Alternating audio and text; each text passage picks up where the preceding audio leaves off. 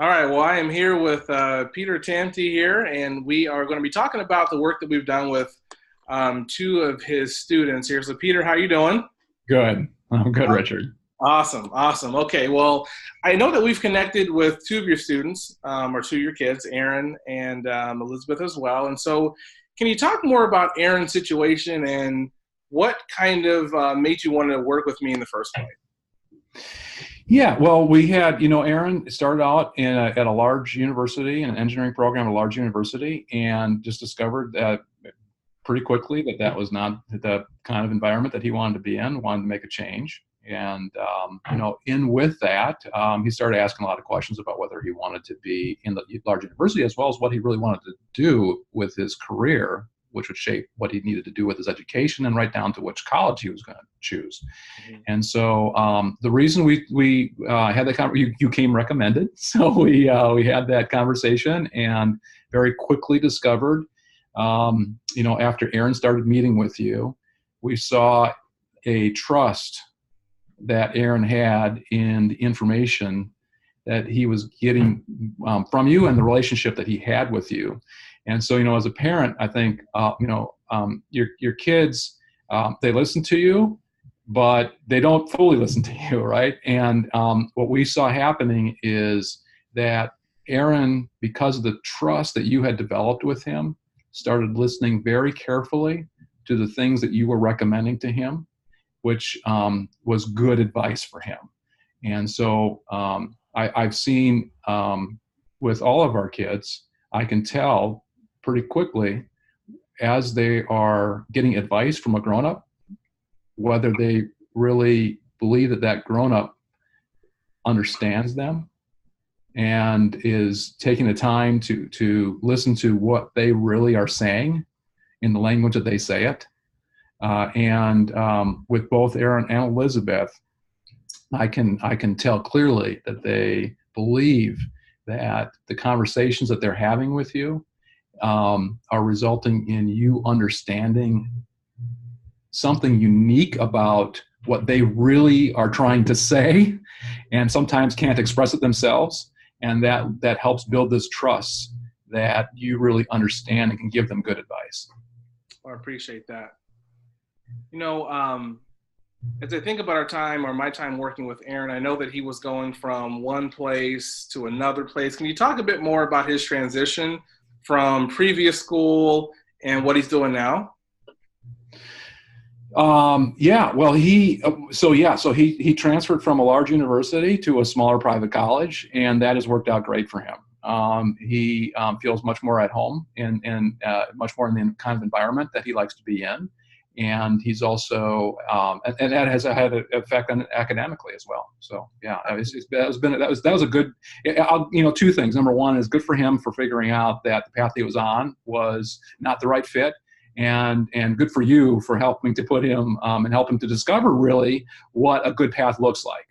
Absolutely. I appreciate that too. And so now switching over to your daughter now, a little bit of a different situation. And so parents ask me all the time, Richard, do you work more with college students or do you work with high school students? And I always tell them both. And so, of course, Elizabeth now is in the college search application process right now. And can you talk a bit more about kind of what she's looking for and the support she's gotten so far? Yeah, it's I think for every college student who has, I'm sorry, for every high school student who has really spent many years doing the hard work of that's necessary to get into a great college, that once they actually get to the point where they need to make some choices about that, it is incredibly overwhelming.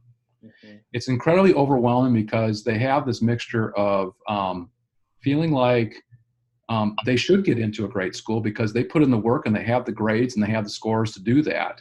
But also at the same time, being exposed to the reality of how many other students also have the great grades and also have the great scores, and how incredibly competitive it is to get into one of the top 20 or 30 colleges in the country. Incredibly competitive. And so you've got that happening at the same time that they're just not sure what kind of environment is right for them, what kind of degree or career is right for them. And all these choices just become very overwhelming. So one thing that we've really appreciated is, again, like with our son, our daughter went into this conversation and discovered right from the very first meeting that the way that you listen and interact with her helped her really gain confidence that you understand what she is looking for and can then combine that with your knowledge and experience to kind of recommend things that are right for her and in many cases unexpected in terms of the kinds of schools that she should be applying to. Perfect.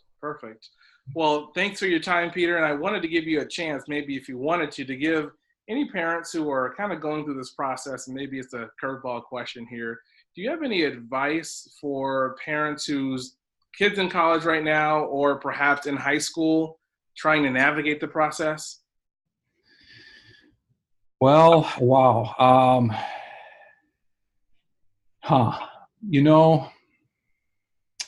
Start early. It's no matter what you do, the last, there's a couple months here where the kids really get into their application mode is also happening at the same time as they've got classes and they still need to maintain those great grades. So it is, I think the first thing I would say is, I think I would try to get my college visits out of the way in the spring of junior year. And that's something that we did not do. We did a few college visits in the spring, but we didn't do all of our college visits in the spring. So in order to really get through those college visits, you've got to be really getting pretty serious about what colleges to consider by February of junior year maybe. Yeah. So that when you roll into March, April, May, that you really have a pretty good idea of which schools you're going to be applying to in the fall. Because the problem is that summer in between is just, you can visit the campuses, but it's just not going to give you the same idea of what the campus is like as visiting during the school year. Correct. And then once the school year starts in the fall, you're so busy with other things that it becomes a crunch to get that application exactly the way you want it. Absolutely. That's great advice. The earlier the better for sure. So, yeah. Well, Peter, thanks for your time. I appreciate it. You bet. All right. Thanks, Richard.